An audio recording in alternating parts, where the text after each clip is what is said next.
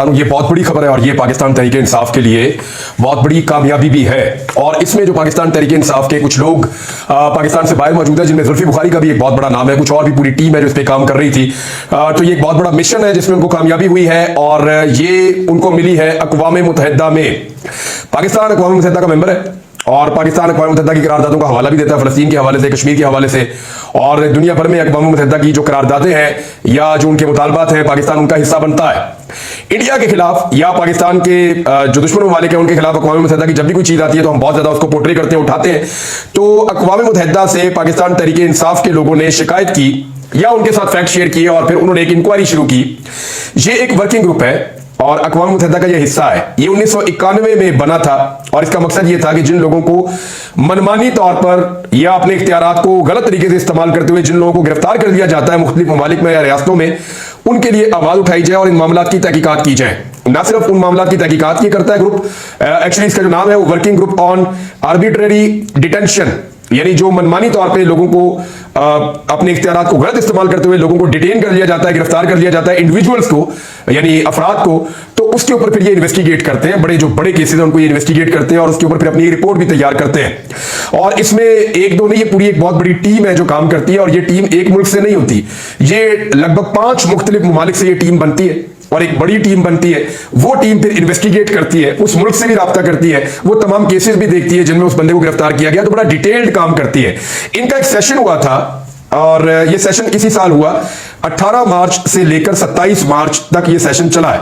लगभग 10 दिन के इस सेशन में इन्होंने पूरी जो तहकीकात इन्होंने की वो सारी उसमें शेयर की और उसके ऊपर एक रिपोर्ट जारी की है।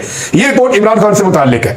इमरान खान साहब की गिरफ्तारी कैसे होती है, किन हालात में होती है, क्या वजूहात बनती है। अच्छा, इन्होंने राब्ता भी किया गवर्नमेंट ऑफ पाकिस्तान से। इनका दावा यह है कि नवंबर 2023 में इमरान खान साहब की गिरफ्तारी के बाद, यानी अगस्त में इमरान खान साहब गिरफ्तार हुए और ये अपनी तहकीकात कर रहे थे। सितंबर गुजर गया, अक्टूबर गुजर गया, नवंबर में इन्होंने हुकूमत पाकिस्तान से भी राब्ता किया और इन्होंने हुकूमत पाकिस्तान से कहा कि जनाब आप बताएं कि ये केस हमारे पास है और इस शख्स की गिरफ्तारी के बाद आपके पास जो लीगल जस्टिफिकेशन है या कानूनी जवाब है वो आप हमें फराहम करें। लेकिन पाकिस्तान ने, रियासत पाकिस्तान ने इसके ऊपर किसी किस्म का कोई जवाब देना पसंद नहीं किया।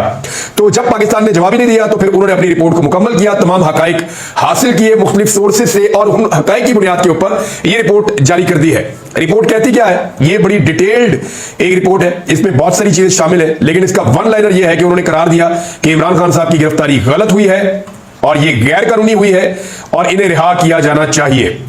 अब इसमें अक़वाम मुत्तहिदा का जो वर्किंग ग्रुप है वो ये कह रहा है कि जालिमाना हिरासत से मुताल्लिक अक़वाम मुत्तहिदा के वर्किंग ग्रुप ने कहा है कि पाकिस्तान तहरीक इंसाफ के बानी इमरान खान पहले तोशाखाना केस में हिरासत और मुकदमे के साथ साथ उनके खिलाफ साइफर केसेस की कोई कानूनी हैसियत नहीं, जो उन्हें सियासी मैदान में मुकाबले से बाज रखने के लिए सियासी तौर पर बनाए गए हैं।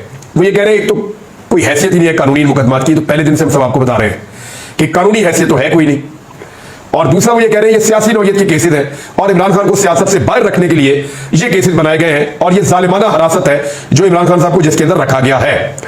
अच्छा, 18 जून की दस्तावेज के मुताबिक अक़वाम मुत्तहिदा की बॉडी ने 18 से 27 मार्च तक इनका 99वां इजलास जो है वो चल रहा था और पीटीआई के बानी की नजरबंदी पर अपनी राय की मंजूरी दी उन्होंने और तमाम लोगों ने अपने अपने हकाइक शेयर किए जो जो कुछ वो लेकर आए थे। पाकिस्तान तहरीक इंसाफ के सरबराह की मुख्तलिफ अदालती कार्रवाइयों में कानूनी तजादात और बेज़ाब्तगियों का जिक्र करते हुए इदारे ने कहा है कि वो इस बारे में अपनी राय दे रहे हैं कि इमरान खान को जालिमाना तौर पर नजरबंद किया गया है, गैर कानूनी है, कोई जवाज नहीं है।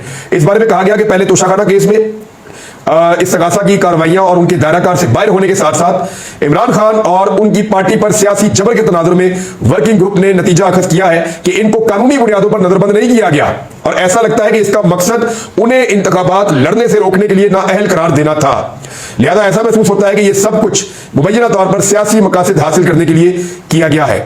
उन्होंने अपनी रिपोर्ट में इमरान खान की पहले तोशाखाना केस में सुनाई गई सजा के तरीकाकार और उसके बाद कानून नाफिज करने वाले एहलकारों की जानिब से उनकी गिरफ्तारी, उनकी रिहाइशगाह में घुसकर उन पर और उनके अमले पर किए गए हमले पर तशवीश का इजहार किया। वर्किंग ग्रुप ने मजीद कहा कि साइफर केस में इमरान खान के खिलाफ कानूनी बुनियादों पर कार्रवाई नहीं की गई क्योंकि ऐसा नहीं लगता कि इनके इन इकदाम से ऑफिशियल सीक्रेट एक्ट की खिलाफवर्जी हुई। ये वो कहते हैं इमरान खान साहब ने कोई ऑफिशियल सीक्रेट, वैसे वो साइफर वाला केस तो वैसे भी इमरान खान साहब के हक में आ गया है। फिर उन्होंने किया कि तोशाखाना वाला केस और इद्दत वाला केस, ये सारे केसेस वो कह रहे हैं जैसे 4 केसों में एक साथ फैसला आया है और इसका मकसद उन्हें आम इंतखाबात में हिस्सा लेने से रोकना था। ये नहीं वो सारी इसकी टाइमिंग भी, फिर इकट्ठे फैसले आना। तो यहां जो बड़े बड़े जरखेज दिमाग पाकिस्तान में बैठे हुए हैं ना, उनके दिमाग में ये तो था कि हमने ये जुल्म करना है, जबर करना है, इमरान खान को इलेक्शन से बाहर करना है, हर हाल में अपनी मनमानी हुकूमत बनानी है, इस शख्स को हिरासत में रखना है, कोई इसकी फोटो ना देखे। पाकिस्तान की तारीख का वाहिद कैदी है ये इमरान खान। ये मेरी बात आप याद रखिएगा, ये इस मुल्क की तारीख का वाहिद कैदी है जिसको 1 साल से ना उसकी आवाज सुनने दी गई, ना उसको देखने दिया गया। ये किया रियासत पाकिस्तान ने एक सबसे बड़ी जमात के सबसे बड़े पॉलिटिकल लीडर के साथ। इमरान खान के अलावा ऐसा किसी के साथ नहीं हो। सबको मौका मिलता रहा, कहीं ना कहीं वो बात करते रहे, अपने लोगों से मुलाकातें करते रहे, कहीं ना कहीं को ऑडियो को, वीडियो को, बयान को चीजें आती रहती थी। कोई लोग पेशी के ऊपर आ जाते थे, वहां पे नजर आ जाते थे, कोई वीडियो देख के कोई ऐसे करके वी बना लेता है, कोई ऐसे करके हाथ हिला देता है, कोई चीज इमरान खान की सामने नहीं आने दी। और 1 साल होने वाला है। अब आप अंदाजा कर लीजिए कि रियासत कितनी खौफजदा है इमरान खान से। अच्छा, इसमें मजीद कहा गया कि इमरान खान के इलेक्शन लड़ने पर पाबंदी, इलेक्शन में उनकी पार्टी की मुनसिफाना शिरकत को रोकने और हुकूमत की तरफ से किसी रद्द-ए-अमल की अदम मौजूदगी जैसे अवामिल के पेश नजर वर्किंग ग्रुप इस नतीजे पर पहुंचा है कि इमरान खान की गिरफ्तारी, नजरबंदी और पहले तोशाखाना केस और साइफर केस में मुकदमा चलाए जाने की कोई कानूनी वजह नहीं थी और ऐसा लगता था कि उनको इलेक्शन से रोकने के लिए यह सारा कुछ किया गया है। फिर उन्होंने कहा हुकूमत ने कोई हमें तरजीह नहीं दी, कोई वजह नहीं बताई और हमें जवाब ही नहीं दिया। ऐसा लगता है कि इमरान खान के खिलाफ बनाए गए मुकदमात का ताल्लुक इस बात से है कि वो पीटीआई के कायद हैं और उनको और उनके हामियों को खामोश करने और उनकी सियासत में शिरकत को रोकने के लिए ऐसा किया जा रहा है। अच्छा, इसमें यह भी कहा गया कि जो पाकिस्तान तहरीक इंसाफ के लोगों की गिरफ्तारियां हो रही है, वर्कर्स की, लीडर्स की, और जिस किस्म का सलूक हो रहा है, इसकी भी निशानदेही की गई है। अक़वाम मुत्तहिदा के जो वर्किंग ग्रुप है उसने इमरान खान की गिरफ्तारी को गैर कानूनी करार देते हुए रिहाई का मुतालबा भी कर दिया। वर्किंग ग्रुप ने न सिर्फ इमरान खान की गिरफ्तारी पर तशवीश का इजहार किया बल्कि पीटीआई के कारकुनों की गुमशुदगी और गैर कानूनी गिरफ्तारियों पर भी तशवीश का इजहार किया। अब देखें, इमरान खान साहब को गिरफ्तार किया गया 5 अगस्त 2023 को।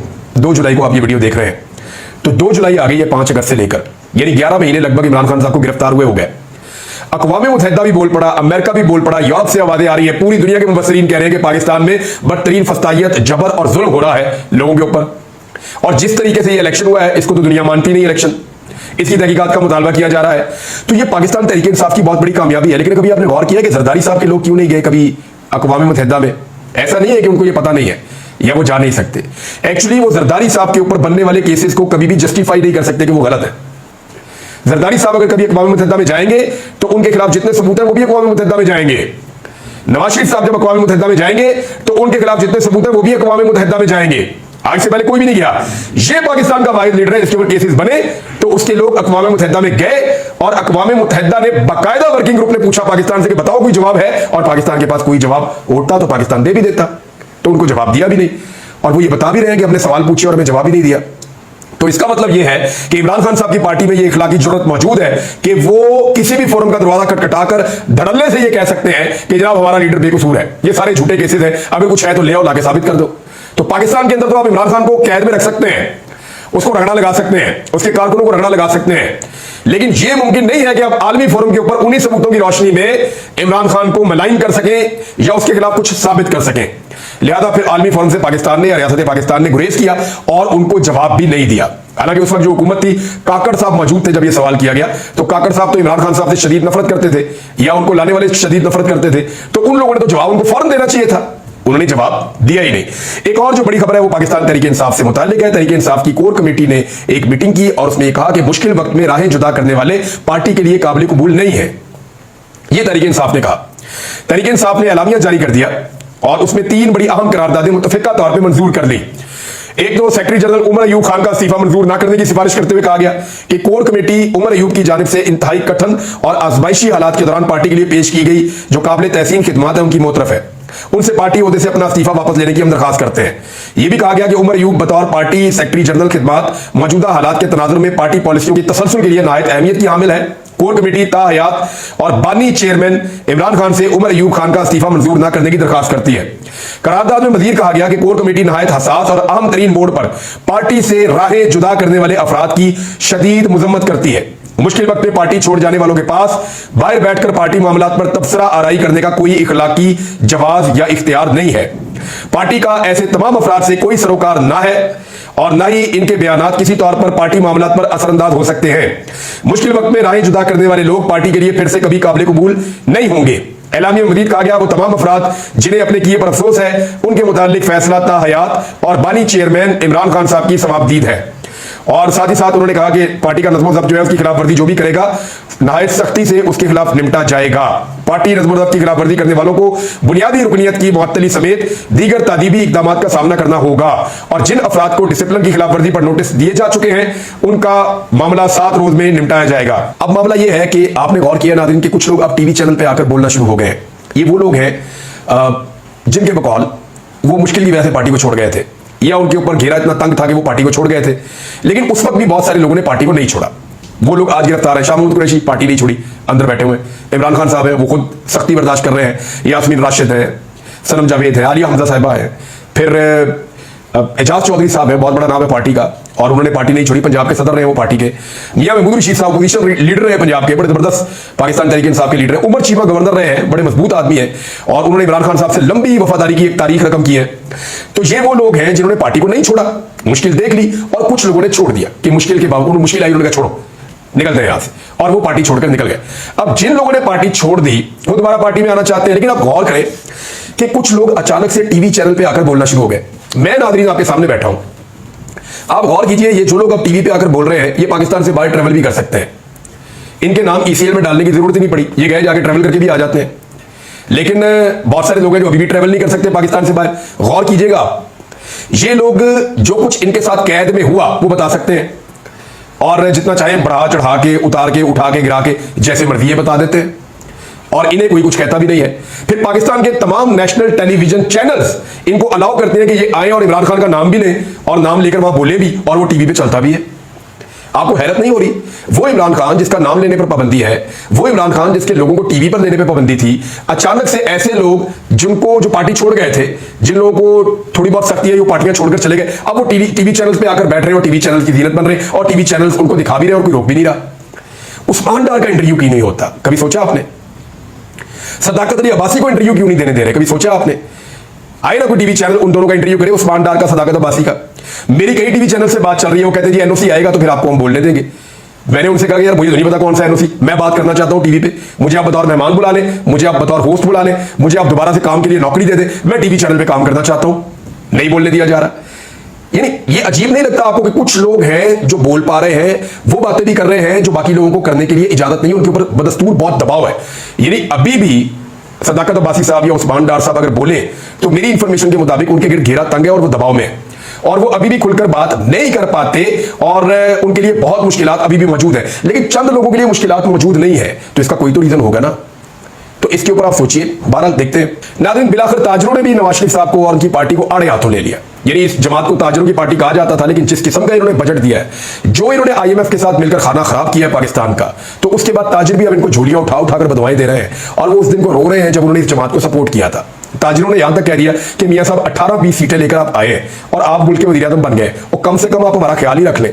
जितना जालिमाना बजट आपने दे दिया है या जैसे टैक्सेस आपने हम पे लगा दिए हैं, हम तो भूखे मर जाएंगे। जो पेट्रोलियम डीलर्स हैं वो ये कह रहे हैं कि अगर एडवांस टैक्स वापस ना लिया तो पूरा मुल्क हम बंद कर देंगे। ये पेट्रोलियम डीलर्स कह रहे हैं कि पूरा मुल्क हम बंद कर देंगे। जमात इस्लामी 12 जुलाई को इस्लामाबाद में धरना देने जा रही है, ये जिस तरह का बजट दिया है इन्होंने, और हुकूमत ने पेट्रोलियम मसनूआत की कीमतें भी एकदम बढ़ा दी हैं और वो भी बढ़ाई इस तरह है कि एकदम लंबा जंप लग गया है। कीमतों को कम करते हैं तो थोड़ी थोड़ी करके करते हैं, बढ़ाते हैं तो एकदम बढ़ा देते हैं। एडवांस टैक्स वापस ना हुआ तो 5 जुलाई को पूरा मुल्क बंद कर देंगे, ये पेट्रोलियम डीलर एसोसिएशन कह रही है। जबकि शहबाज शरीफ साहब का ऐसे में स्टेटमेंट पता क्या आ रहा है? अल्हम्दुलिल्लाह मुल्क मुआशी तौर पर दुरुस्त सिमत में गामजन हो चुका है, ये शहबाज शरीफ कह रहे हैं। और सेम टाइम में ख्वाजा आसिफ का स्टेटमेंट भी सुन ले, आईएमएफ जो है वो पाकिस्तान की खुद मुख्तारी के लिए खतरा है, हालिया टैक्स आईएमएफ के दबाव पर लगाए गए हैं। अब आप अंदाजा कर लें। और वजीर दिफा और वजीर आजम दोनों एक पेज पे नहीं है। वजीर आजम कह रहे हैं बिल्कुल सेक्टम जा रहे हैं, सीधे जा रहे हैं। वजीर दिफा कह रहे हैं बेड़ा गर्क हो गया, कोई चीज नहीं बच रही। आईएमएफ मुल्क की सालमियत के लिए उन्होंने इसको, मुल्क की खुद मुख्तारी के लिए उन्होंने इसको खतरा करार दिया है ख्वाजा आसिफ ने। अब आप अंदाजा कर लें कि वजीर दिफा और वजीर आजम दोनों एक पेज के ऊपर नहीं है। ऐसी नकम्मी, नकट्टू और अजीबोगरीब किस्म की हुकूमत लाकर पाकिस्तानियों के ऊपर मुसल्लत कर दी गई है, जबकि आईएमएफ की शराइत अभी भी खत्म नहीं हो रही। एक के बाद एक शराइत आ रही है। मैं तो इकोनॉमी के ऊपर कौन से नए टैक्सेस लगे और किस तरह से लगे हैं उनके ऊपर एक डिटेल्ड प्रोग्राम करता हूं और चीजें आपके साथ शेयर करता हूं बाद में। अब तक के लिए इतने, अपना ख्याल रखिएगा, अपने चैनल का भी। अल्लाह हाफिज़।